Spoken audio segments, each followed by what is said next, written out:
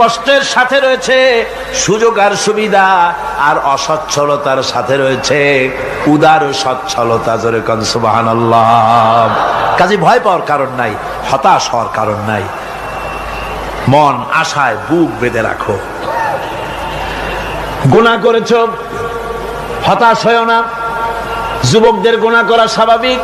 ইউনিভার্সিটির ছাত্র, কলেজের ছাত্র, প্রফেসর, শিক্ষক, অফিসার ঘুষ খেয়েছেন, জিনা করা হয়েছে, মদ খাওয়া হয়েছে, মিথ্যা কথা বলা হয়েছে, যাই কিছু করেন না কেন ভয় পাওয়ার কারণ নাই, নিরাশ হওয়ার কোনো দরকার নাই।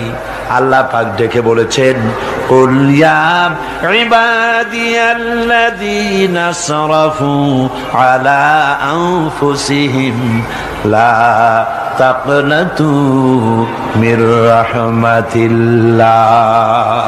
আরে আমার আল্লাহর মতো এত ভালো আর কেউ আছে? এত দরদ আর কারো আছে? আমার আল্লাহ বলেন, ও নবী আপনি শুনায় দেন, হে আল্লাহর বান্দারা, তোমরা যারা নিজেদের উপরে বাড়াবাড়ি করেছো, নিজেদের উপরে জুলুম করেছো, অত্যাচার করেছো, আমি আল্লাহর রহমত থেকে নিরাশ হয়ে যেও না। মানুষ যদি অপরাধ করে, বাপের সাথে অপরাধ করেছে, মায়ের সাথে অপরাধ করেছে, মা বাবা সন্তানের চাইতে এত বড় কল্যাণকামী তো আর কেউ নাই, কিন্তু মা বাবা কোনোদিন বলে না আয় আমার ছেলে তোরে মাফ করে দেই, এরকম বলে নাকি? মন চায় ছেলে যদি মাপ চাইতো খুশি হয়ে মাফ করে দিতাম, কিন্তু কেন যে আসে না, ডাকে না যে আয় মাফ করে দেই। মা বাপ আপনাকে এত ভালোবাসে, সেই মা বাপও আপনাকে বলে না যে আয় মাফ করে দেই। আমার আল্লাহ হচ্ছেন এমন আল্লাহ, আল্লাহ রাব্বুল আলামিন ডাকেন, এ বান্দা খুন করেছিস ফিরে আয়, জিনা করেছিস ফিরে আয়, হত্যা করেছিস ফিরে আয়, চুরি করেছিস ফিরে আয়, কুফরি করেছিস ফিরে আয়, সুদ খেয়েছিস, ঘুষ খেয়েছিস, মদ খেয়েছিস ফিরে আয়, এসে আমার দরবারে চোখের পানি ফেল, আমার দরবারে কাঁদাকাটি কর। ইন্নাল্লাহা ইয়াগফিরুয যুনুবা জামিআ ইন্নাহু হুয়াল গফুরুর রহিম। আমার দরবারে চোখের পানি ফেলে কান, আমি রব্বুল আলামিন জিন্দেগীর গুনাহ মাফ করে দেব। সুবহানাল্লাহ কোন, সুবহানাল্লাহ কোন। আমার কাছে কান, চোখের পানি ফেল। আল্লাহ রাব্বুল আলামিনের কাছে বান্দার দুইটা ফোঁটা বেশি প্রিয়। একটা হলো জিহাদের ময়দানে যে রক্ত ফোঁটা দেওয়া হয়, এটা আল্লাহর কাছে প্রিয়। আর আল্লাহর ভয়তে গুনার জন্য লজ্জা করে, অনুশোচনা করে বান্দা যখন চোখের পানি ছেড়ে দেয়, আল্লাহর কাছে এটা অত্যন্ত প্রিয়। নবীজি বলেছেন, বান্দা যখন গুনার ভয়তে, আল্লাহর ভয়তে, জাহান্নামের ভয়তে অনুশোচনা করে যখন চোখ দিয়া পানি ছেড়ে দেয়, ওই চোখের পানি নাকের অর্ধেক আসতে না আসতে আল্লাহ রাব্বুল আলামিন বান্দারে মাফ করে দেন। আল্লাহ বরদাস্ত করতে পারেন না যে বান্দা কান্দু। আমার ভাইরা, আল্লাহ রহমত, এই পৃথিবীতে আল্লাহর রহমতকে 100 ভাগ করা হয়েছে। আল্লাহ রহমতের কত ভাগ? এই 100 ভাগের 1 ভাগ সারা পৃথিবীতে ছড়াই দেওয়া হয়েছে। আর 99 ভাগ কার কাছে? আল্লাহর কাছে। একটা ভাগ দুনিয়া ছড়ানো হয়েছে আদম আলাইহিস সালাম থেকে নিয়ে এই পর্যন্ত, এখান থেকে নিয়ে কিয়ামত পর্যন্ত পৃথিবীতে যত মানুষ আসবে, যত প্রাণী আসবে, তাদের মধ্যে প্রাণী জগতেও গাবি তার বাছুরকে ভালোবাসে ঠিক কিনা, হাতি তার বাচ্চাকে ভালোবাসে ঠিক কিনা, মুরগি তার বাচ্চাকে ভালোবাসে কিনা, প্রত্যেক মাই তার সন্তানকে ভালোবাসে মানুষের মতো। এই ভালোবাসা, স্নেহ, এই মমতা, এই করুণা, এই মহব্বত একটা ভাগ দুনিয়ায় দেওয়ার পর আপনি আর আমি যতটুকুন ভাগে পেয়েছি সেই মহব্বতে, স্ত্রীর মহব্বতে অস্থির, মায়ের মহব্বতে অস্থির, সন্তানের মহব্বতে অস্থির। এখন চিন্তা করেন, একটা ভাগ সারা পৃথিবীতে বিতরণ করার পর যেটুক পেয়েছি তাতে যদি এত মহব্বত হয়, তাহলে এর 99 ভাগ মহব্বত যে আল্লাহর কাছে জমা আছে, এই বান্দার জন্য তার কত মহব্বত, এই বান্দার জন্য কত করুণাতা, কত মহব্বতটা, কত দয়াটা। এজন্য আল্লাহ রাব্বুল আলামিন বলেছেন, নাব্বি ইবাদি আন্নী আনাল গফুরুর রহিম। ও আমার নবী, সুসংবাদ দিয়ে দাও, বান্দাদেরকে শোনায় দাও যে আমি আল্লাহ তাআলা ক্ষমাশীল আর দয়াবান। হুজুর কাঁদতেছিলেন, হযরত ওমর রাদিয়াল্লাহু তাআলা আনহু এসে দেখেন হুজুর একা কাঁদতেছে। হুজুর জিজ্ঞেস করছেন, হযরত ওমর জিজ্ঞেস করলেন, হুজুর আপনি কাঁদেন কেন একা একা? হযরত ওমর বলেন, আমি যখন প্রশ্ন করলাম নবীজি বললেন, আমার কাছে কিছু আগে জিবরাইল এসেছিলেন, জিবরাইল এসে আমাকে বললেন আল্লাহ পাক বলেছেন, হে আমার নবী, ইসলামের ভিতরে থেকে যে সমস্ত মানুষগুলো ইসলামের ভিতরে থেকে চুল আর দাড়ি পাকায় দিছে, কিয়ামতের দিন এই লোকগুলারে আমি শাস্তি দিতে আমার শরম হবে। হযরত ওমর বলেন, হুজুর উম্মতের জন্য কত বড় খোঁজ খবর এটা, আর আপনি কাঁদতেছেন। হুজুর বলেন, ওমর তুমি জানো না, আমার কান্নার কারণ ভিন্ন। আমার কান্নার কারণ হলো যে আল্লাহ রাব্বুল আলামিন কিয়ামতের দিন দাড়ি চুল পাকা বান্দারে শাস্তি দিতে শরম করবেন, সেই দাড়ি চুল পাকা বান্দাগুলি আল্লাহর সাথে নাফরমানি করতে শরম করে না। আমি এই লজ্জায় কাঁদতেছি।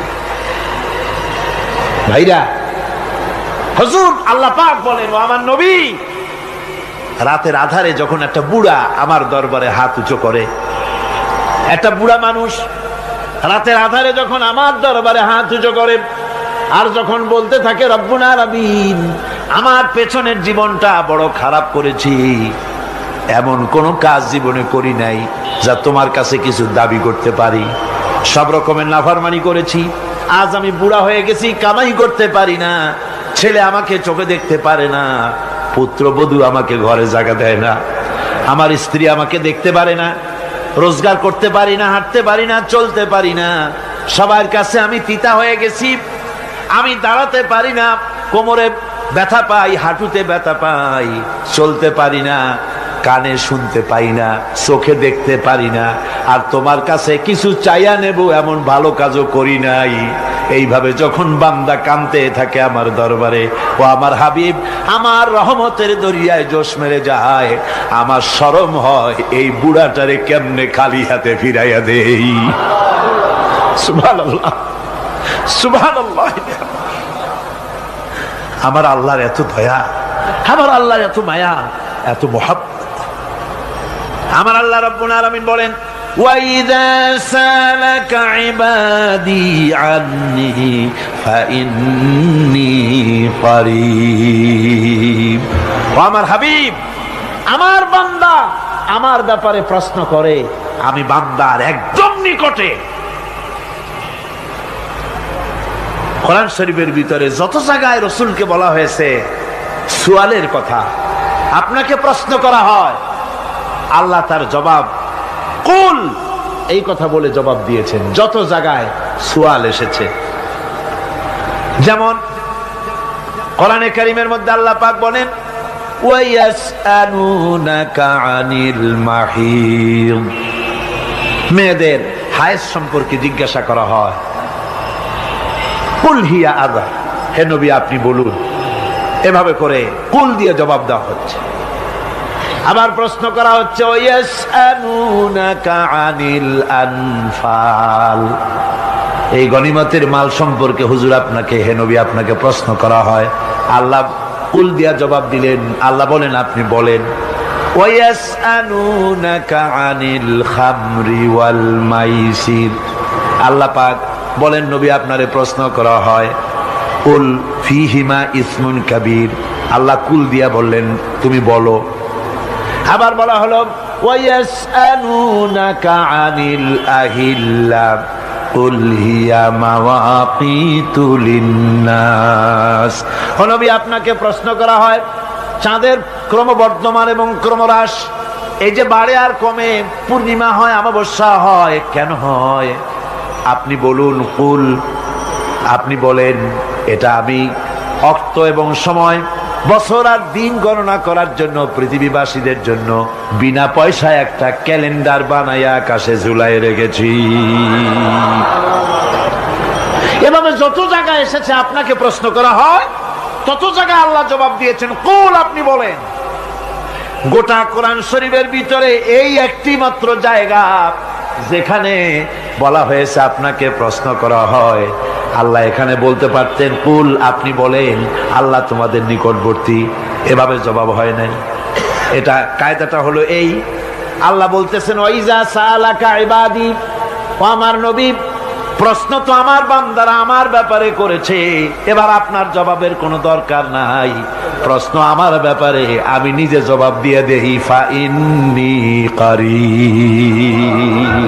ও বান্দা, আমার ব্যাপারে প্রশ্ন করেছিস, জবাব আমি দেই, আমি তোর সবচাইতে বেশি নিকটে। সুবহানাল্লাহ, কত নিকটে? ওয়ানাহানু আকরাবু ইলাইহি মিন হাবলিল ওয়ারিদ। তোর যে রগ, এই শাহরগের চাইতেও আমি তোর বেশি কাছে। সুবহানাল্লাহ। আমারে ডাক, আমারে ডাক, কলিজা দিয়া ডাক, অন্তর দিয়ে ডাক। মনের থেকে মানুষ যদি ডাকে, মুখের ডাক আর মনের ডাক এক জিনিস নয়। দিল সে জুবাত নিকলতি হ্যায়, असर रखती है पर नहीं मगर ताकते परवाज रखती है। দিল থেকে যে কথা বেরোয় তা প্রভাব বিস্তার করে, ডানা নাই কিন্তু ওড়ার ক্ষমতা রাখে। মনের কথাই ভিন্ন। মন থেকে, দিল থেকে, কলিজা থেকে, অন্তরের গভীর কন্দর থেকে মুহাব্বতের সাথে কেউ যদি একবার বলে আল্লাহ, বলেন আল্লাহ, আল্লাহ, আল্লাহ, আল্লাহ রাব্বুল আলামিন বলেন, অন্তরের অন্তঃস্থল থেকে একটি বার যদি বান্দা বলেন আল্লাহ, আল্লাহ বলেন 70 বার সাড়া দিয়া জিজ্ঞেস করি, বান্দা কি চাও, আমি তোমার কাছে আসি। সুবহানাল্লাহ, আমি তোর একদম কাছে, কি চাস বল, বল আমার কাছে। এমন দয়াবান, এমন মেহেরবান, এমন আল্লাহ আমাদের। সে আল্লাহ রাব্বুল আলামিন তিনি বলছেন, وقال ربكم ادعوني استجب لكم। তোমাদের রব বলেছেন আমারে ডাকো, আমি আল্লাহ ডাকের সাড়া দিয়া দেব। সুবহানাল্লাহ। কারে ডাকতে হবে? কারে ডাকতে হবে? এই বিশাল জনসমুদ্র একযোগে চিল্লা কোন কারে ডাকতে হবে? কোন পীর সাহেবকে নয়, আল্লাহর কসম কোন খাজা বাবাকে নয়, ডাকতে হবে কারে? চিল্লা কোন কারে? وقال ربكم ادعوني, তোমার রব তোমাকে বলতেছে আমারে ডাকো, আস্তাজিব লাকুম, আমারে ডাকবে আমি সাড়া দিয়ে দেব। সুবহানাল্লাহ। আল্লাহকে ডাকেন, কি চাই আপনার বলেন, কি চাই? আল্লাহর কাছে চান, আল্লাহ দিয়ে দিবেন। দেওয়ার জায়গা আল্লাহর কাছে চাইবেন, আল্লাহ দিবেন। দেওয়ার জায়গা, চাওয়ার জায়গা হলো সেজদায় পড়ে যাবেন। আমার ভাইয়েরা, জায়গাটা চিনায় দিলাম। মাজারে যাওয়া লাগবে না, কবরে যাওয়া লাগবে না। 2 রাকাত নামাজ পড়ে সেজদায় পড়ে গিয়া যত বিপদ আছে, মুসিবত আছে, সেজদার মধ্যে চোখের পানি ছেড়ে দেন আর কেন্দে কেন্দে জীবনের কথা বলেন। আল্লাহ রাব্বুল আলামিন আপনার আওয়াজ শুনবেন আর দোয়া কবুল করে নিবেন। কাঁদতে হবে আল্লাহর কাছে। কার কাছে? আল্লাহর কাছে। সুম্মা ইস্তাগফিরুল্লাহ, আর এরপরে সে যদি আমি আল্লাহর কাছে ক্ষমা চাই, ইয়াজিদিল্লাহ গফুরার রহিমা, সে আমি আল্লাহকে গফুর এবং রহিম হিসাবে পাবে। সুবহানাল্লাহ। আল্লাহকে গফুর এবং রহিম হিসাবে পাওয়া যাবে। সব আল্লাহকে বলতে হবে, গুনাহ মাফ চাইতে হবে। এই জন্য হুজুর সাল্লাল্লাহু আলাইহি ওয়াসাল্লাম দৈনিক 100 বার তওবা পড়তেন। কোন হাদিসে আছে 70 বার, কোন হাদিসে আছে 100 বার তওবা পড়তেন। নামাজের পরে তো প্রত্যেক নামাজই পড়তেন হুজুর, সালাম ফিরাতেন আর সাথে সাথে বলতেন আল্লাহু আকবার, আস্তাগফিরুল্লাহ, আস্তাগফিরুল্লাহ, আস্তাগফিরুল্লাহ। মনে থাকবে আপনাদের? মনে থাকবে? সালাম ফিরাইয়া কি বলবেন? না, সালাম ফিরাবার সাথে সাথে বলবেন আল্লাহু আকবার, তারপরে পড়বেন আস্তাগফিরুল্লাহ, আস্তাগফিরুল্লাহ, আস্তাগফিরুল্লাহ। তওবা পড়বেন, আল্লাহর কাছে সবসময় গুনাহ মাফ চাইতে থাকবেন, বিনীত থাকবেন। আল্লাহকে পাওয়া যাবে, তাকে রহিম হিসেবে পাওয়া যাবে। সুতরাং ঈমান বিল্লাহ, আল্লাহর প্রতি ঈমান আনলে পরে চতুর্থ নম্বরের যে উপকারটা হবে সেটা হলো হতাশায় ভুগবে না, নিরাশায় ভুগবে না, আশায় বুক বেঁধে উঠবে, ঈমান মজবুত হবে, আল্লাহর কাছে মানুষ বিনয়ী হয়ে যাবে। এবার পঞ্চম নম্বরের উপকার আমি বলছিলাম, ঈমান বিল্লাহ, আল্লাহর প্রতি ঈমান আনলে পরে অসংখ্য উপকার হয়, অসংখ্য বৈশিষ্ট্য আছে। এর 6টা উপকারের কথা আমি বলবো। কয়টা? অসংখ্য উপকারের ভিতরে প্রধান 6টি উপকারের কথা বলবো। এর বললাম কয়টা? 4টে বলছি। এবার বলো পঞ্চম উপকারের কথা।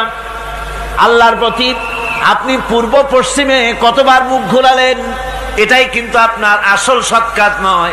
আসল সৎ কাজ হলো আল্লাহর প্রতি ঈমান আনা। এই ঈমানের ব্যাপারে 3টা দিন আমরা পার করে দিলাম, এখনো কথা শেষ হয় নাই। আল্লাহর প্রতি ঈমান আনলে পরে যে উপকারটা হবে পঞ্চম নম্বরে, সেটা হলো কঠোর এবং কঠিন বিপদের ভিতরে বান্দার ভিতরে অবিচলতা এবং ধৈর্যের সৃষ্টি হয়ে যাবে। আলহামদুলিল্লাহ। কঠিন বিপদ মুসিবত আসলে পরে সে অবিচল থাকবে। সারা দুনিয়ার বিপদ আপদ, শত্রুতা, দুঃখ, কষ্ট, মুসিবত, জুলুম, নির্যাতন সবকিছু পাহাড়ের মতো উঁচু হয়ে তাকে ঘিরে ফেলবে, কিন্তু তাকে এক চুলও নাড়াতে পারবে না। আলহামদুলিল্লাহ। সারা পৃথিবী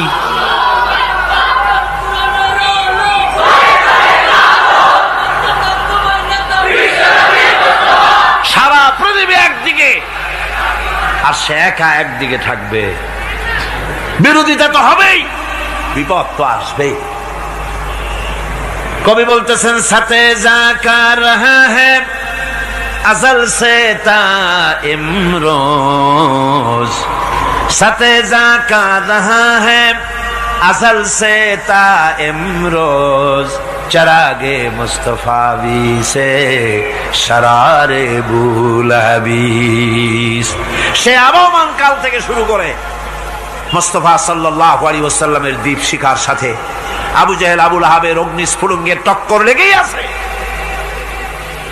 রাসূলুল্লাহ আল্লাহর দেওয়া এই বিধান, এই দ্বীনের বাতিটা টিম টিম করে জ্বলেছে। আর গোরকি, টর্নেডো, হাজার হাজার মাইল বেগে হেরিকেন এসেছে, গোরকি এসেছে, টর্নেডো এসেছে, টাইফুন এসেছে, কিন্তু এই আলো নিবাইতে পারে নাই। সুবহানাল্লাহ। এই আলো নিবাতে পারে নাই। এই শত্রুতা চিরকালের, নিবাতে পারবে না। কারণ হচ্ছে আল্লাহ রাব্বুল আলামিন বলেছেন, يريدون ليطفئوا نور الله بأفواههم والله متم نوره ولو كره الكافرون। ওরা চায় মুখের ফু দিয়ে আমার আলোকে নিভিয়ে দেবে, কিন্তু আমি আমার আলোকে পূর্ণতা দান করব। তাতে কাফের বেঈমানদের কলজায় যত জ্বালা যন্ত্রণা হোক, আমার দ্বীন কেউ মিটাই দিতে পারবে না। সুবহানাল্লাহ। সুতরাং বিপদে অবিচলতা আসবে, সে অটল হবে, মজবুত হবে। কোরআনে কারীম বলতেছে, ওয়া কাযালিকা জাআলনা লিকুল্লি নাবিয়্যিন আদুওয়াম মিনাল মুজরিমিন। এই পৃথিবীতে এমনি করে আমি সকল নবীদের শত্রু বানিয়েছি, সব পাপিষ্ঠ অপরাধীদেরকে। নবীদের সাথে বিরোধিতা করেছে কারা? পাপিষ্ঠরা, অপরাধীরা। আজও খুঁজে দেখেন আজও ইসলামী আন্দোলনের বিরোধিতা যারা করে সবগুলি কি পাপিষ্ঠ? সত্য কিনা কর? ইসলামী আন্দোলনের বিরোধিতা যারা করে হিসাব করে, চোখ দিয়ে তাকায় দেখেন, খুঁজে দেখেন তাদের নামগুলি। মদখোর, জিনাকার, বদমাশ, চোর, হাইজাকার, বেনামাজি, লুটেরা, মিথ্যাবাদী, সবচাইতে সমাজের নিকৃষ্ট লোকগুলি ইসলামের বিরুদ্ধে করে।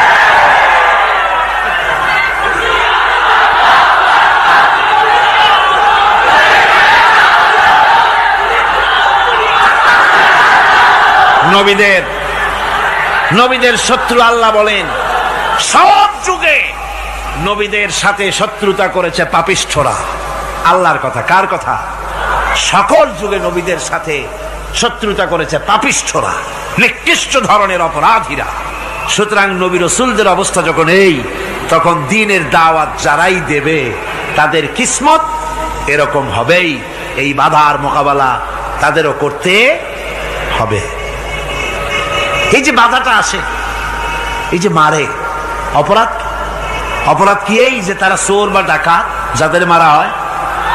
আল্লাহ রাব্বুল আলামিন বলেন অপরাধ হলো ওয়ামা নাকামু মিনহুম ইল্লা আইয়ুমিনু বিল্লাহিল আজিজিল হামিদ। অপরাধ হচ্ছে ইমানদার লোকদের উপরে নির্যাতন চালিয়েছে, অন্য কোনো কারণে নয়। কারণ একটাই, তারা আল্লাহর জমিনে আল্লাহর দ্বীন প্রতিষ্ঠা করতে চেয়েছে, আর কোনো অপরাধ না। জমিন আল্লাহর, জমিন কার? এই বিশাল জনসমুদ্র গর্জে উঠুন একযোগে, বলুন জমিন কার? আইন চলবে কার? এখানেই সংঘর্ষ বেঁধেছে আবহমান কাল ধরে। মানুষ অত্যাচারিত হয়েছে, সাহাবায়ে কেরাম অত্যাচারিত হয়েছেন। বুখারী শরীফের হাদিসে এসেছে রাসূল করিম সাল্লাল্লাহু আলাইহি ওয়াসাল্লামের কাছে হযরতে খাব্বাব গিয়ে উপস্থিত হয়েছিলেন।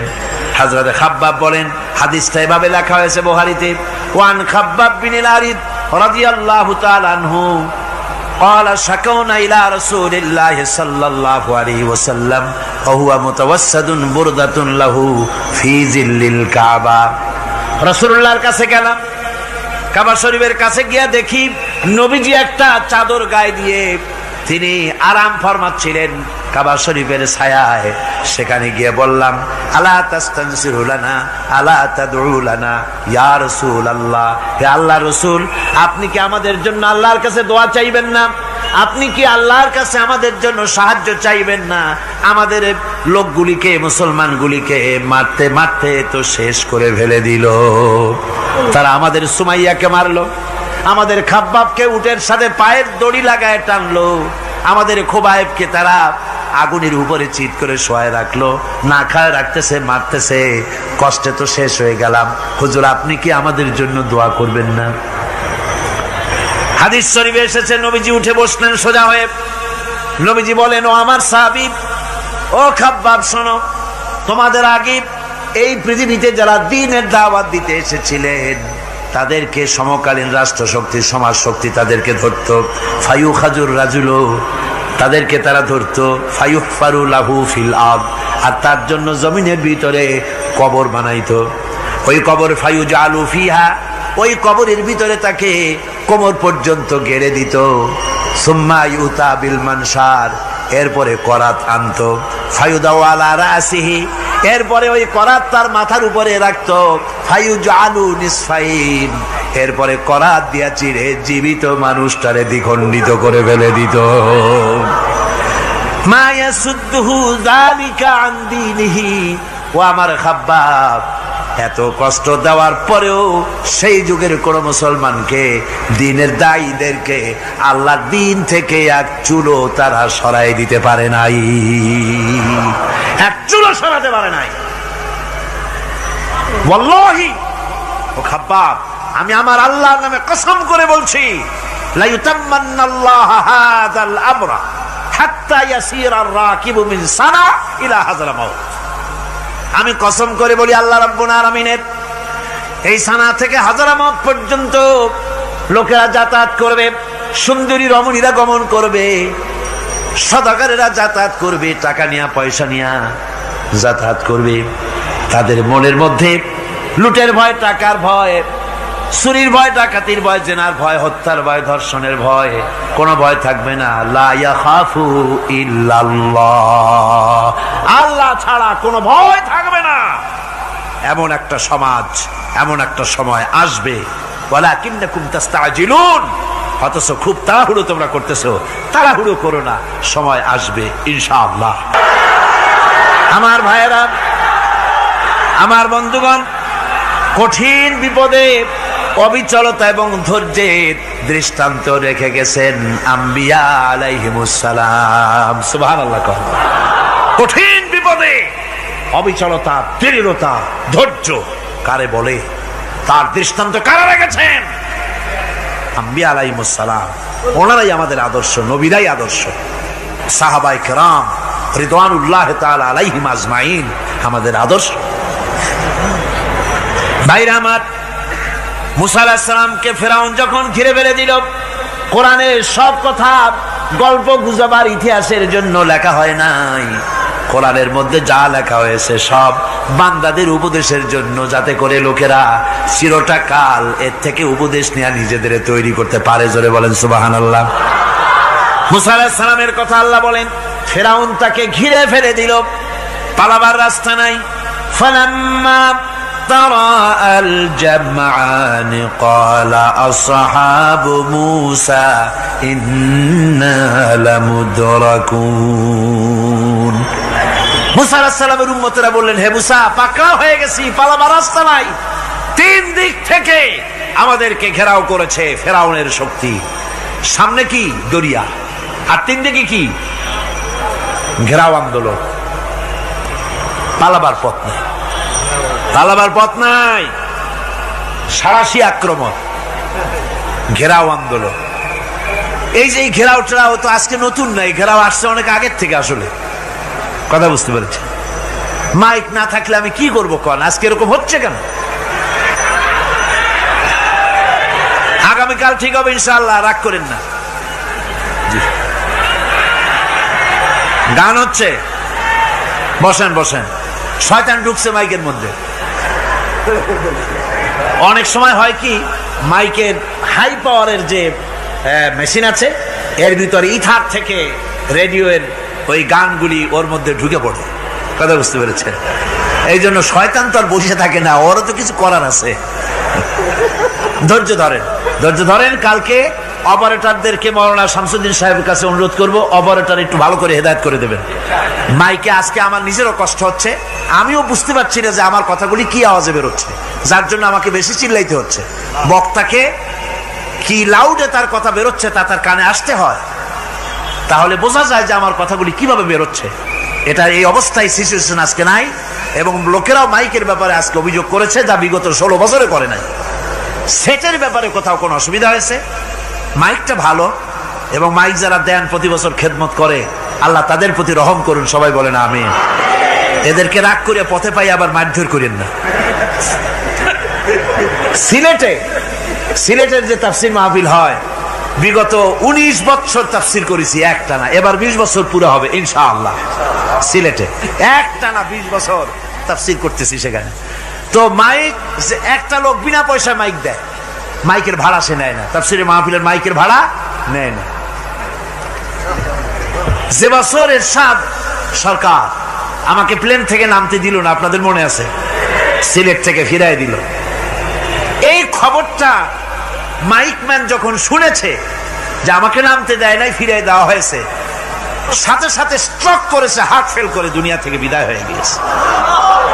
সিলেটে তাফসির হতে পারবে না, এই কথাটা বরদাস্ত করতে পারে না। আমি কেঁদেছি আর দোয়া করেছি, আল্লাহ, কোরআনের মহব্বতে লোকটার এই অবস্থা হলো, তোমার জান্নাত তুমি দয়া করে তাকে দান করে দিও। কাজে কোনো ব্যবসায়ী চায় না যে তার ব্যবসাটা খারাপ হোক, লোকেরা মন্দ বলুক। এ মাইকের ব্যাপারে আপনারা আজকে রাগারাগ করেন না, যা হয়েছে কালকে ভালো হবে ইনশাআল্লাহ। সবাই বলেন ইনশাআল্লাহ। এখন চলেন আমরা ফেরাউনের অবস্থা দেখে গিয়া কি করতেছে ফেরাউন। মুসা আলাইহিস সালামকে ঘেরাও করে ফেলেছে, পালাবার উপায় নাই। একদিকে দরিয়া, তিন দিকে ফেরাউনের শক্তি। এই যে ঘেরাও টেরাও মানে নতুন তো না, ধর্মঘট নতুন না, পুরানা জিনিস। এই পৃথিবীতে সর্বপ্রথম ধর্মঘট কিসের উপরে হয়েছে জানেন? এই পৃথিবীর প্রথম ধর্মঘট হয়েছে পেঁয়াজ রসুন আর ডাইলের উপরে, মুসা আলাইহিস সালামের জামানায়। লান নাসবিরা আলা তাআমিন ওয়াহিদ, আমরা এক রকমের খাদ্য আর খাবো না, আমাদের পেঁয়াজ দেওয়া লাগবে, ডাল দেওয়া লাগবে, রসুন দেওয়া লাগবে। সর্বপ্রথম ধর্মঘট হয় মুসা আলাইহিস সালামের জামানায়, সেখান থেকে শুরু হয়েছে। কিন্তু মশাল মিছিল যে আসলো কই থেকে, এইটা আমি খুঁজে পাইনি। পরে প্রত্যেকটা জিনিসের তো ইতিহাস আছে, আমি খুঁজতে খুঁজতে পেলাম। আমি জানি না এর ইতিহাস মূলে কোথায়, কিন্তু আমি যদ্দূর খুঁজে পাইছি সেটা হলো মশাল মিছিলের আবিষ্কার হয়েছে লঙ্কায় রাবণের সময়। হনুমানের লেজে আগুন দিয়া তারপরে লঙ্কা কাণ্ড ঘষালো, নামই আছে লঙ্কা কাণ্ড। হনুমানেরা লেজে আগুন দিয়ে রাবণ যে লঙ্কায় মশাল মিছিল করেছিল হনুমানরে দিয়া, ওই হনুমানের ওই সিস্টেমটা এখনো আমাদের দেশে চালু আছে। এইটা আসলে কোন ভদ্রলোকের এই মিছিল হওয়া উচিত না। আগুন নিয়ে কিসের মিছিল? আগুন হলো জাহান্নামের প্রতীক। আগুন কিসের প্রতীক? জাহান্নামের প্রতীক। যদিও আমাদের উপকারে লাগে, কাজে লাগে। সুতরাং আমরা যা করব প্রত্যেকটা জিনিসের পেছনে সুন্নতে নববীর কোনো না কিছু থাকতে হবে। কথা বুঝতে পেরেছেন? তিন দিক থেকে ঘেরাও হয়ে গেছে, পালাবার কোনো রাস্তা। হযরতে মুসা আলাইহিস সালামের কাছে উম্মতেরা বললেন, পালাবার তো কোনো পথ নাই, এখন উপায়টা কি? আমাদের তো আর উপায় নাই। মুসা আলাইহিস সালাম দেখেন বিপদে পড়ে গেছেন, কিন্তু ধৈর্য হারান নাই, ভয় পান নাই। ভয় পাইছিলেন? ভয় পেয়েছেন? প্রশ্নই ওঠে না। মুসা আলাইহিস সালাম আল্লাহ পাক যাদেরকে বলেছেন উলুল আযম রাসূল, যাদের বলেছেন তার মধ্যে হযরত মুসা একজন উলুল আযম পয়গম্বর। চারটিখানি কথা না, আল্লাহ কথা বলছেন তার সাথে, কালিমুল্লাহ তিনি। সুবহানাল্লাহ। কর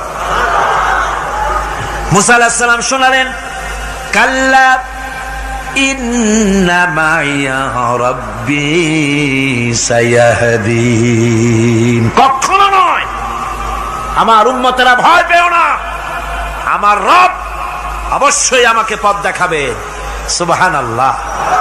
তিন দিক থেকে শত্রু, একদিকে দরিয়া, পালাবার কোন রাস্তা নাই। সেখানে দৃঢ়তার সাথে তিনি বলছেন, অবশ্যই আমার আল্লাহ আমারে পথ দেখাবে। সুবহানাল্লাহ। নবীরা এই দৃঢ়তা দেখিয়েছেন, অবিচলতা দেখাইছেন।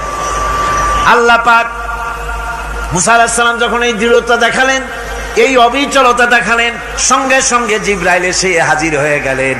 আল্লাহ পাক বলেন, ফাআওহাইনা ইলা মূসা আন আদরিব বিআসাকাল বাহরা ফানফালাকা ফাকানা কুল্লু ফিরকিন কাত্তাউদিল আযীম।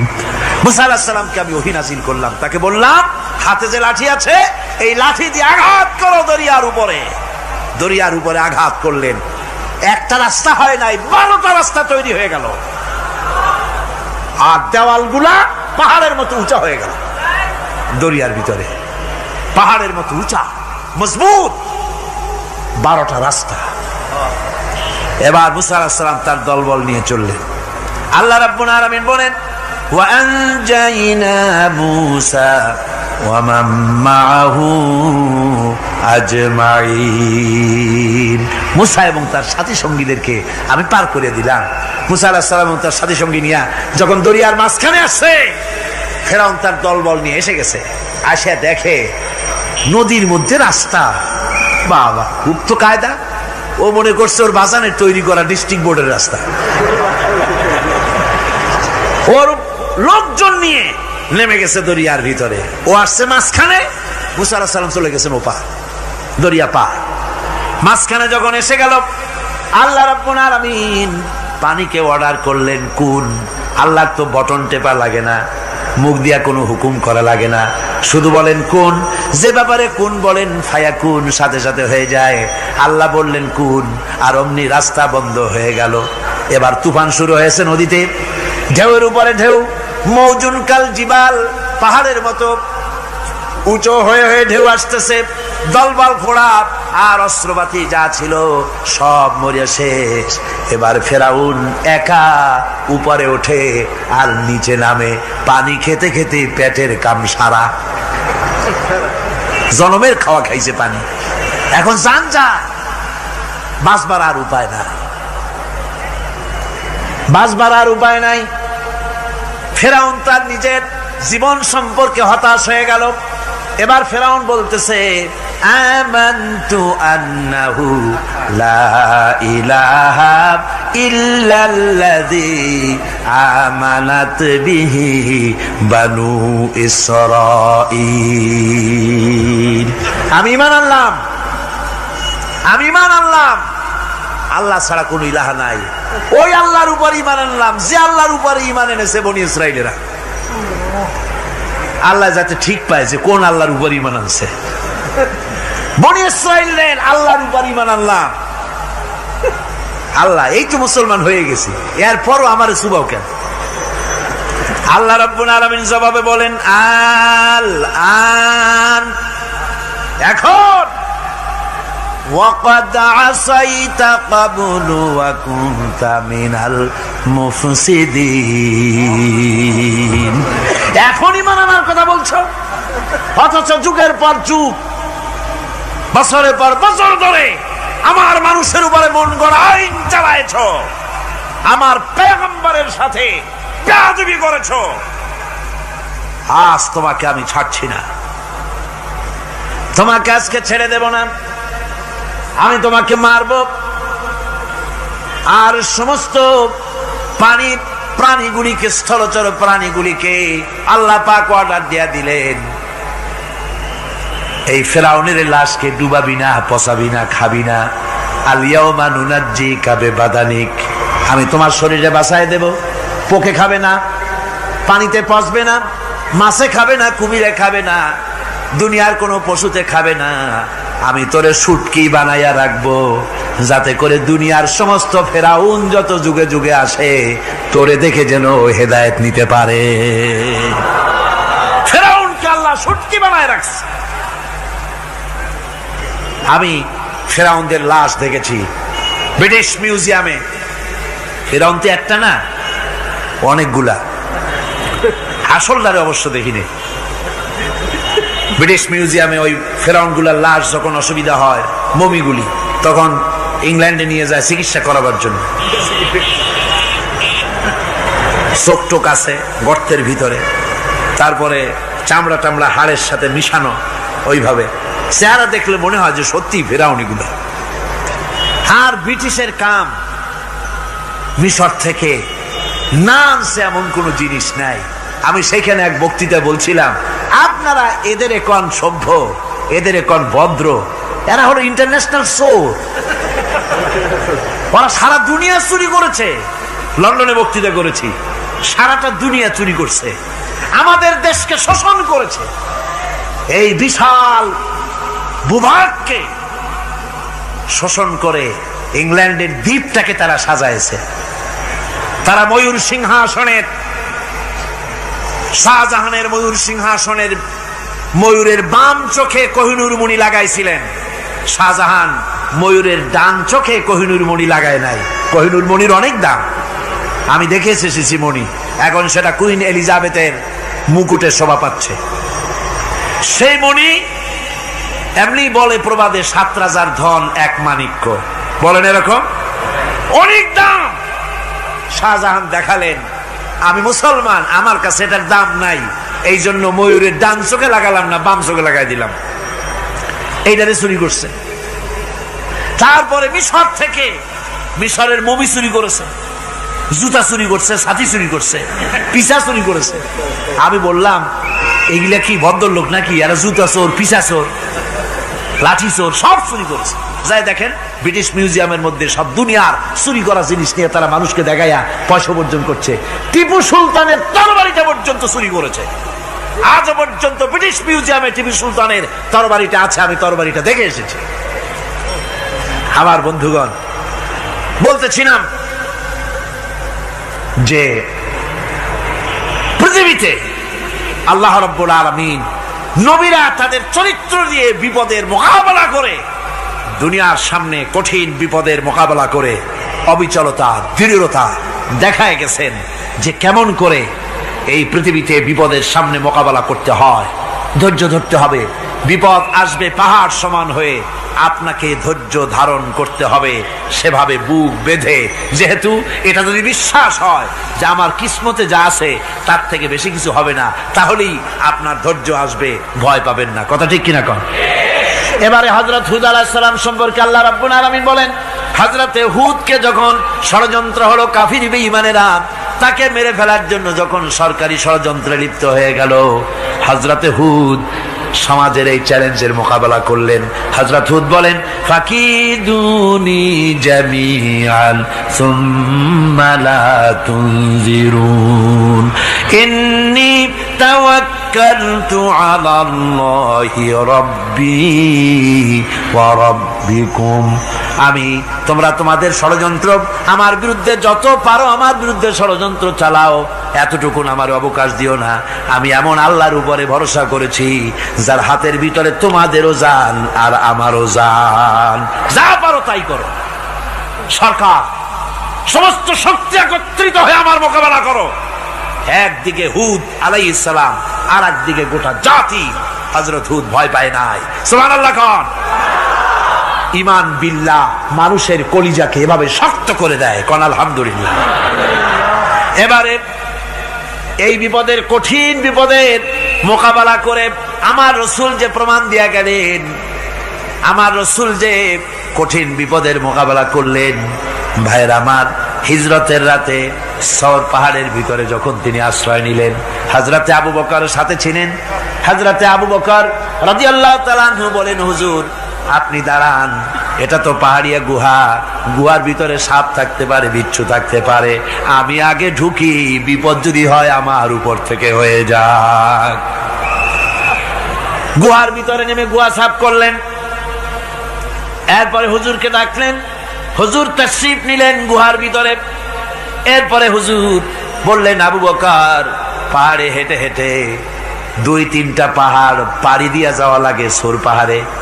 মদিনার সোজা রাস্তা হুজুর ধরেন নাই, মেসফালার পথ দিয়া, জাবালে কেদোয়ার উপর দিয়া 3টা পাহাড় পাড়ি দিয়া তারপরে হুজুর গেলেন সৌর পাহাড়ে। গুহার ভিতরে হুজুর তাশরীফ নিলেন। বললেন, আবু বকর তুমি বসো, তোমার উরুর উপরে মাথা রেখে আমি একটু আরাম করি। হযরতে আবু বকর বসলেন, হুজুর তার উরুর উপরে মাথা রেখে ঘুমায় গেলেন। আর এরপরে কাফির বেঈমানেরা তালাশ করতে করতে কাফেরেরা এসে গেল পায়ের চিহ্ন দেখে দেখে গর্তের কাছে। হযরত আবু বকর ভয়তে কেঁদে ফেললেন, আহারে আর তো উপায় নাই, এবার তো ধরা পড়ে গেছি, এবার নবীজিকে মেরে ফেলে দেবে। নবীর মহব্বতে, নিজের মহব্বতে নয়, নবীর মহব্বতে কাঁদতেছিলেন। হুজুর বলেন, হুজুরের ঘুম ভেঙে গেল। বলো আবু বকর কাঁদো কেন? ছেলের কথা, মেয়ের কথা, বিবির কথা, বাড়ির কথা মনে পড়লো নাকি? হযরত আবু বকর বলেন, ইয়া রাসূলুল্লাহ, আল্লাহর কসম করে বলি, যেদিন ঈমান এনেছি এই কলিজার ভিতরে মা বাপ, স্ত্রী, পুত্র, পরিজন, এমনকি আমার নিজের জীবনের চাইতে আপনারে বেশি ভালোবাসি। তা কাঁদো কেন? কাঁদো কেন? হযরত আবু বকর বলেন, হুজুর ধরা পড়ে গেছি, কাফেররা এসে গেছে গর্তের কাছে, তাকালি আমাদের দেখতে পাবে, আমরা তো মাইনরিটি, ওরা তো মেজরিটি, আমরা তো ধরে মারি ফেলাই দেবে, আপনাকে মেরে ফেলে দেবে, এই জন্য কাঁদি। আল্লাহ রাব্বুল আলামিন, হুজুর তখন কি দৃঢ়তা, কি অবিচলতা, কি ধৈর্যের পাহাড় সম মনোবৃত্তি তখন দেখালেন। আল্লাহ কোরআন শরীফে চিরকাল যাতে মানুষেরা হেদায়েত নিতে পারে সেজন্য হুজুরের কথা উঠায় দিলেন কোরআনে। আল্লাহ পাক বলেন, ইযহুমা ফিল গার ইয ইয়াকুলু লিসাহিবিহি লা তাহজান ইন্নাল্লাহা মা'ানা।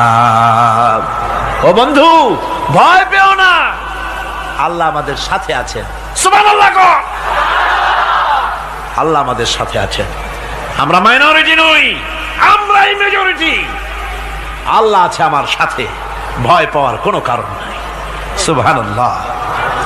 আল্লাহ পাক বলেন, فأنزل الله سكينته عليه وأيده بجنود لم تروها।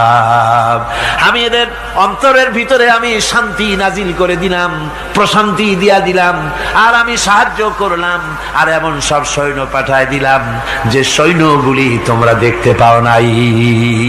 সুবহানাল্লাহ ওয়া বিহামদিহি।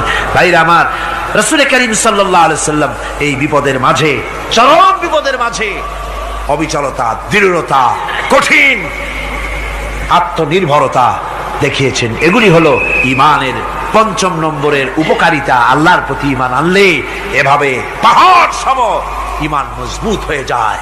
জেলের পরোয়া করি না, ফাঁসির পরোয়া করি না, শহীদ হওয়ার পরোয়া করি না, মেরে ফেলে দেবে, উড়ায় দেবে, হত্যা করবে, পরোয়া করি না। পরোয়া করি কেবলমাত্র কাকে? জোরে বলেন কারে? এইরকম মুসলমান হাজার হাজার লাখ লাখ দরকার নাই, 313 জন যথেষ্ট। কয়জন যথেষ্ট? 313 জন যথেষ্ট। বদরে যারা জান দিয়ে, মাল দিয়ে দ্বীনকে প্রতিষ্ঠিত করেছিলেন, এরকম 313 জনই যথেষ্ট ছিল। এই দৃঢ়তা, এই অবিচলতা, এই ঈমান, এই ধৈর্য শিক্ষা দেয়, এই উপকার করে ঈমান বিল্লাহ। আল্লাহর প্রতি ঈমান আনলে এভাবে পাহাড়ের মতো শক্ত হয়ে যায় কলিজা। কোন আলহামদুলিল্লাহ।